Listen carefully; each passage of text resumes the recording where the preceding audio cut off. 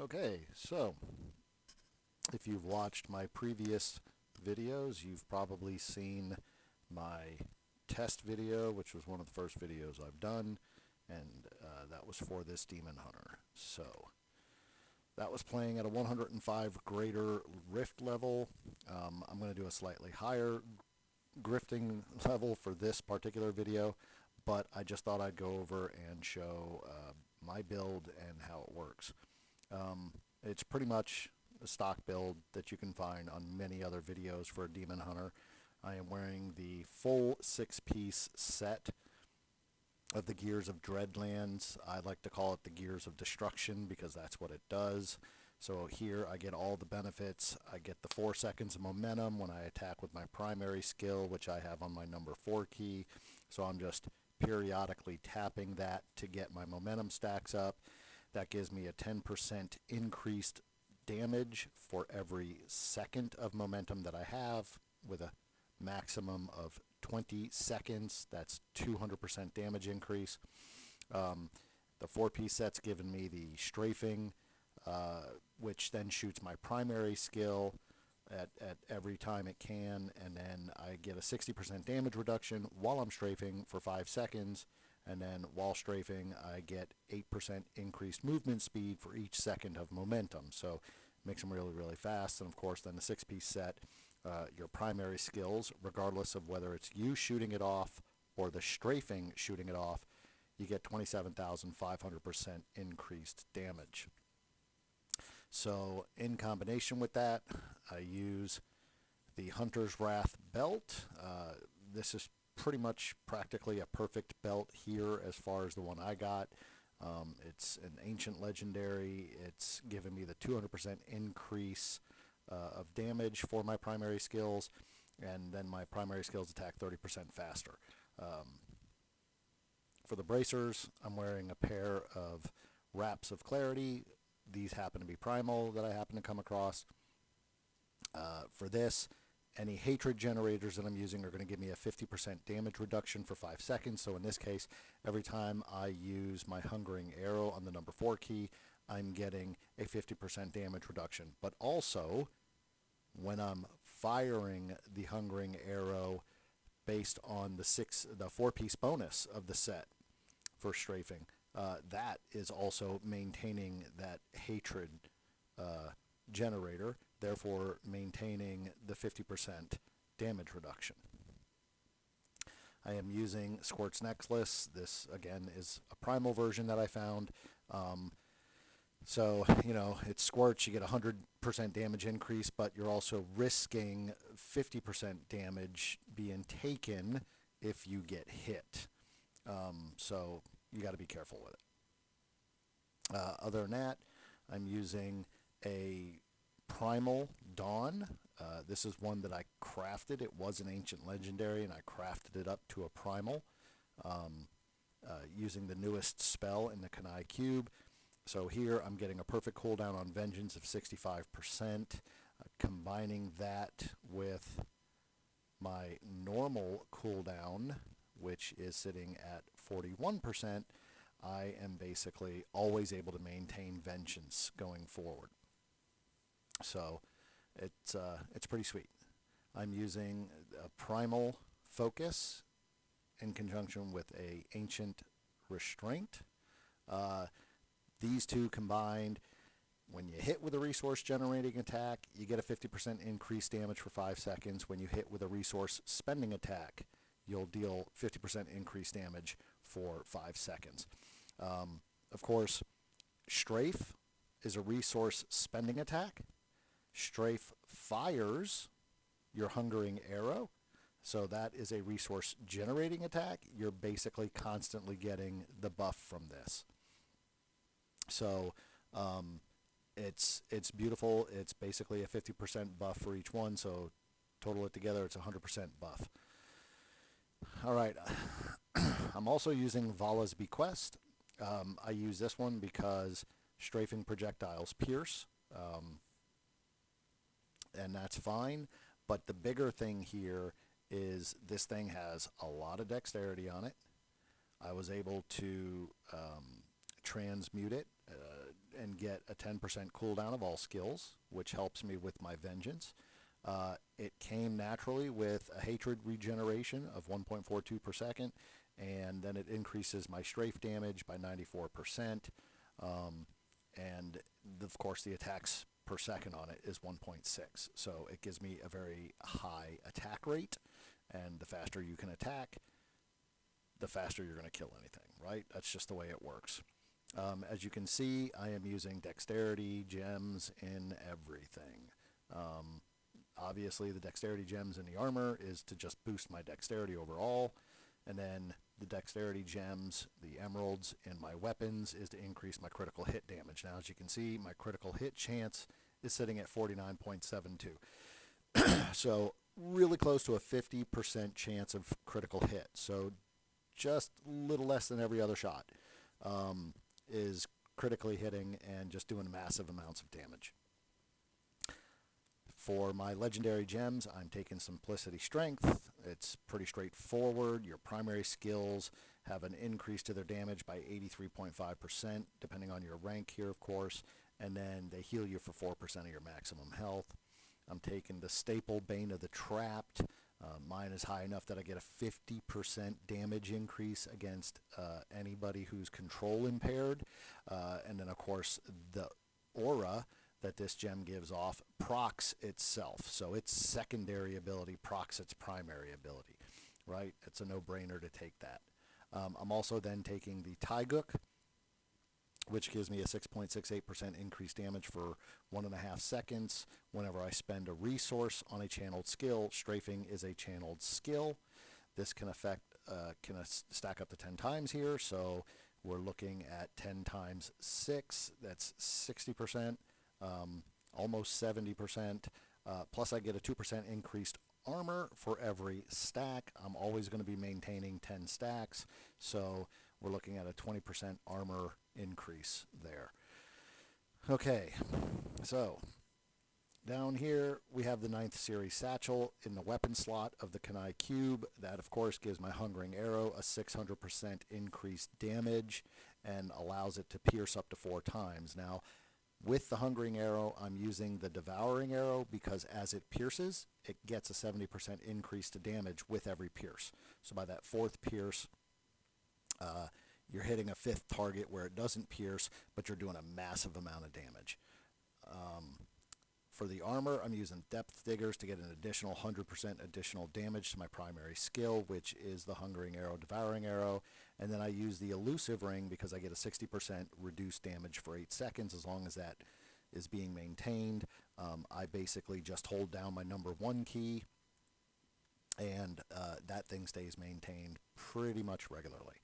So let's go over the keys. On my number 1 key, again, this is Smokescreen Special Recipe. That works with the Elusive Ring. Anytime you use Smokescreen, Shadow Power, and one other, the Elusive Ring gives you that damage reduction. So I just hold down the number 1 key, and that's it. I get the constant damage reduction as it refreshes. Next, I'm using Vengeance Dark Heart. This gives me damage reduction. As you can see, the damage reduction is by 50%. So, you know, I want as much damage reduction with this guy as possible. And this gives me that. I'm using Bladed Armor on the Fan of Knives. This also gives me damage reduction. It's 40% damage reduction. So, you know, it's just constant damage reduction going on here. For the Hungering Arrow, my number 4 key, I am using the Devouring Arrow. As I said, each consecutive pierce increases the damage of the arrow by 70%. You can only pierce 4 times.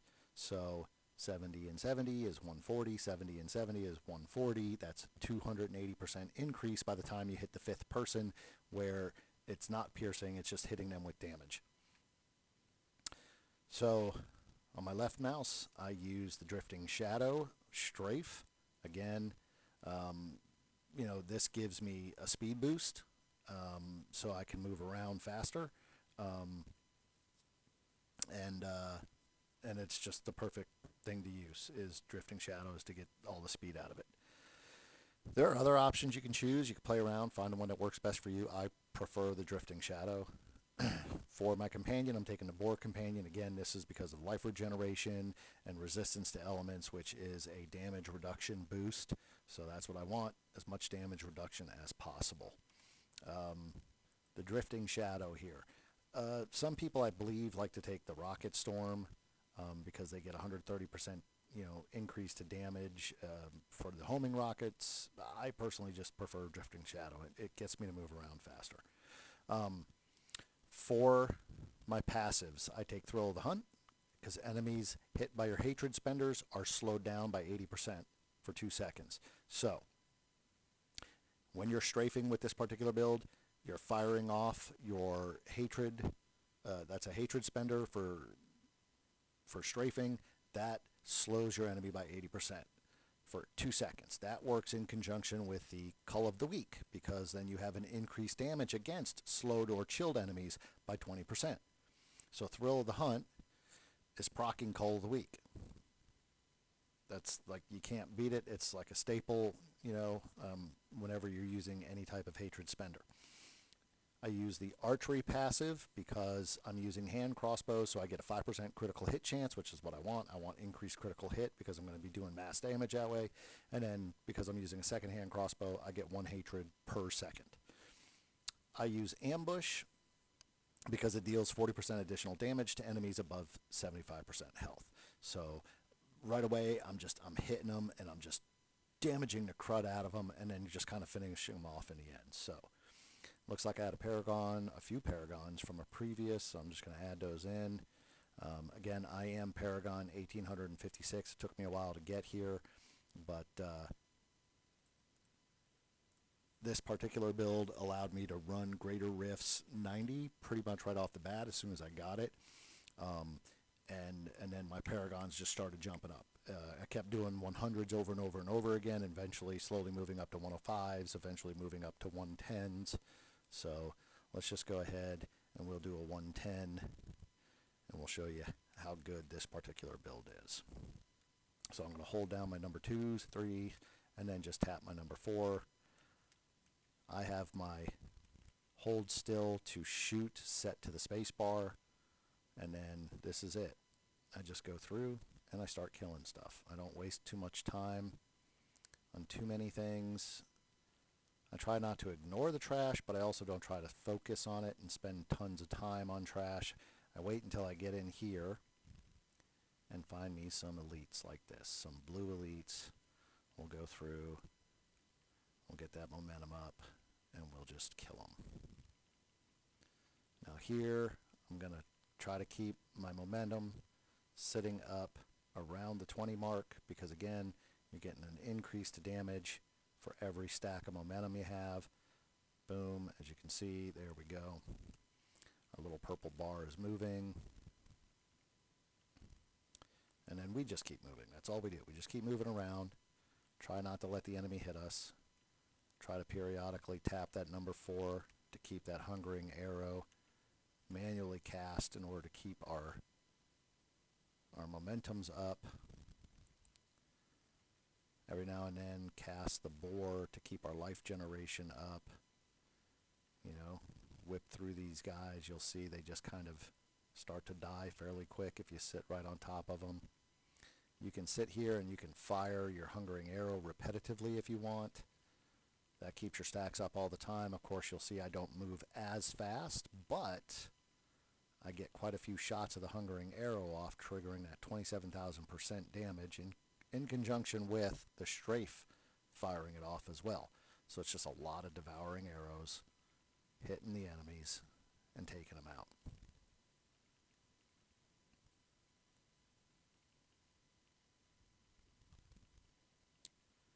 Now I do have a Guardian build version of this that I use, where I'm using the Guardian set that you can craft at the blacksmith.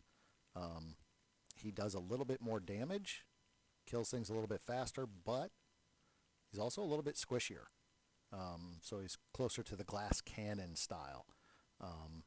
Still very doable, still very playable, still runs Greater Rift 100s plus. without too much difficulty. You start getting up closer to the 110s, 115s, and then you're missing out on those wraps of clarity that you really need to keep your damage reduction going. Let's find us some people here. And as you can see so far, I've been doing nothing but fighting elites and trash, and I'm halfway filled up on that bar. I haven't even tried to use a pylon of any kind yet.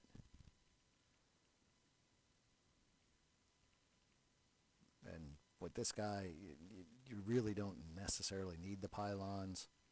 You can do pretty good. As you get up into the higher greater rifts, obviously those pylons are going to become a little bit more valuable. But you can see I don't need one. So, but I'll grab one. Let's grab one. We'll get us some blues and yellows here to kill. And we'll just go through and destroy them.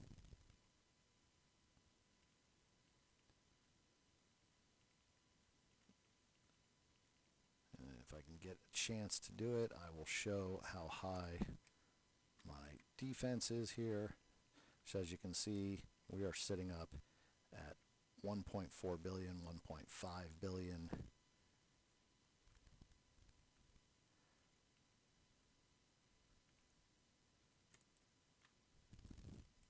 All right, we're going to get a speed here.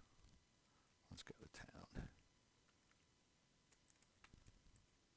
I hate that that goes away whenever I switch screens, but let's keep it up. Let's see what we get. Our damage is hitting up at 4 million, and then all the multipliers on top of that.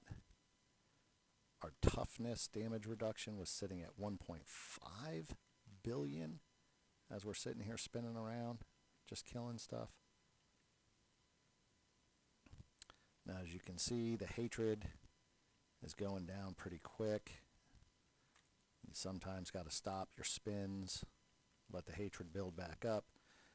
If you're constantly attacking, your hatred will build up naturally, but as quick as you kill stuff also, it's going to be a balancing act. You don't want to constantly be spinning if there's nobody to attack. So when you can, like with this speed, I'm not going to spin. I'm going to use the speed to move quickly through areas, find me some enemies, and then we'll go through.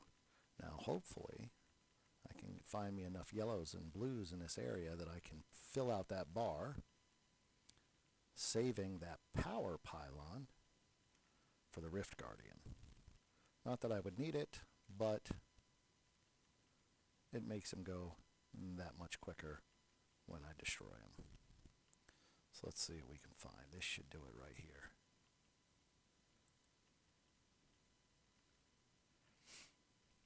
We're going to take this guy out.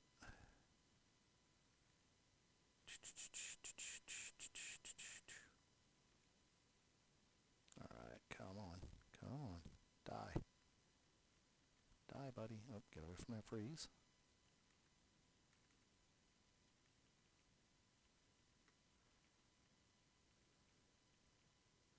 There we go. Alright. Greater Rift Guardian is right down here, and we're going to take out our power, and we're just going to go. The beauty of this now is I should be able to keep my hatred where I need it to be while I destroy them, because there's enough enemies. And there we go. Done.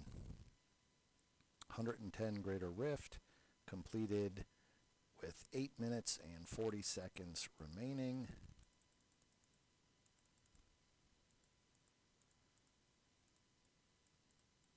Now, I'm not going to be able to level up any gems here because I'm way higher than any of this. I don't know, I'll just pick one.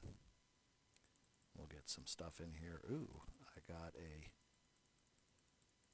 Echoing Nightmare gem. Those Echoing Nightmares are fun. You do the Echoing Nightmares. The whole thing is you get sent to a little area where you get attacked by wave after wave after wave of enemies.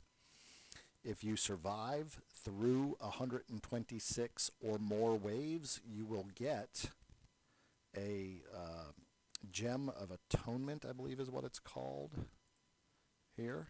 The Whisper of Atonement. The Whisper of Atonement only goes to 125 levels. You can't get it any higher unless you level it up after completing a Greater Rift. So unless you're doing Greater Rifts, 135 or higher, 125 is going to be the base that you're going to get and use. But if you get enough of those, you can use them in the Call to San Despair to add a plus 625 of whatever your primary stat is to all your armor, weapons, and jewelry. So you basically just take this gem of Whisper of Atonement gem, mix it with 3 of your highest gems for emerald or ruby or topaz, whatever it is that's primary to your particular character that you're using, and then you got to have an ancient legendary or a legendary at least, and you can add the Call to San Despair and get you a plus 625. I believe it's ancient legendary. Let's just look here real quick. I don't want to be misquoted on that. So, nope, you can do it to a legendary or ancient. Yes, it has to be an ancient item and then a legendary gem. In this case, you need to have a certain gem level depending on the item that you're doing. So if you're doing armor, you got to have a rank 50 or higher gem. If you're doing a ring, it's got to be a 40 or higher gem. If you're doing a weapon, it's a 30 or higher gem. As far as the legendary gems go. As far as your sparkly style gems, the rubies, the topaz, and things like that, you just need 3 of those. So, and of course, each one's going to give you a different thing. If you're using the amethyst, you're going to get vitality. If you're using the emeralds, you're going to get dexterity. If you're using the rubies, you're getting strength. And if you're using topaz, you're getting intelligence. So obviously I have dexterity on pretty much everything here. They've all been leveled up to have that dexterity added to them, which of course, is how I get most of my damage. So I went up a level here. That's kind of nice. So we're going to put that on there. Did we already? So we're going to go through here, and I'm just going to get rid of everything I don't need. Ooh, we're going to keep that. Primals, even if it's not for your character and you find one, keep them, because there was a nice little extra recipe added. You crush the primals. If you crush them, you will get primordial ashes. These are useful when you come over here to Kanai's Cube, a final recipe that they added after season 27, I believe it was. You can take any legendary item, add primordial ashes of 100 to that, and it will upgrade it to a primal weapon. And that's how I got this Dawn over here. It was an ancient legendary. I upgraded it to a primal ancient legendary, and it gave me perfect stats across the board on everything, with the exception of the cooldown. It gave me damage to something else or whatever, and I went and transmogged it over into cooldown. The only downside to this is if you do the Lorath Nar spell on an item, you can only wear one item that you've done that to. So you cannot just upgrade all of your items to primal and then wear them. You are only allowed to wear one upgraded primal. All the rest of your primals after that have to be naturally found. They cannot be upgraded versions, so keep that in mind. Other than that, great spell. I did it to the Dawn because I wanted that perfect 65% increase to the cooldown for Dawn, and I think I'll hold on to the Natalia there for a little while. We'll see what we can do with it later. So we'll put that over here, along with my Guardian's Case belt. That is also a primal that I'm holding on to. I mixed this one with the Guardian helmet, and it gives me huge damage boosts. But again, like I said, it does make me a little bit more squishy. You kind of lose the defense because you have to use a Ring of Royal Grandeur. So when using the Ring of Royal Grandeur, you're going to have that in the cube, which means you can't use the elusive ring. So you lose the elusive ring, and you lose the Wraps of Clarity, so you're losing that 60% damage reduction and the 50% damage reduction, so that's an overall 110 damage reduction that you're losing. So while you get a huge damage boost using Guardians, because my dexterity will shoot up over 34,000, it doesn't take much to kill me, especially if I'm using the Squirts amulet, because one of the downsides to Squirts is damage taken is increased by 50%, right? So it'll hit you really hard if you swap to the Guardians. Now, if I can find a better amulet to wear in combination with the Guardians, something that maybe gives me a little bit more defensive stuff, I might try that, and then go back to the Guardians. I do play around a lot, so we'll see what happens. A lot of people will put the cooldown for the Captain Crimson's waiters here and stuff. You get the Captain Crimson's trimmings, and you get a reduced cooldown for all your skills of 20%. Your resource costs are reduced by 20%, right? So you don't have to sit there and worry about your hatred if you're using the Captain Crimson's. But then your damage dealt is increased by your percentage of cooldown reduction, and damage taken is reduced by your percentage of cost reduction. So depending on, like, we'll just go with the cooldown reduction. My cooldown right now is sitting at 49% or 41%. So if I swap a few things around, that could go up to 60%, right? And that's going to give me more damage. But the reality is, again, I'm losing out on defense of that 2 billion, near 2 billion toughness goes out the door pretty fast. Your damage does go up. If you play it right, you can avoid dying, but you have to be a little bit more strategic with your playstyle and your attacks, staying away from the enemies outside their range, which is fine. Keep in mind, the way the Bane of the Trapped works is you get a damage increase against anybody who's under the effects of control impairing hits of any kind. So while this gem procs itself, if you're using a stun of any kind, any type of an attack that stuns anybody, which Strafe will stun, then that will trigger your Bane of the Trapped, right? So you can stay just outside the enemy range, still be doing a lot of damage. You have to have a little bit more finesse when you're using the Captain's Crimson's trimmings.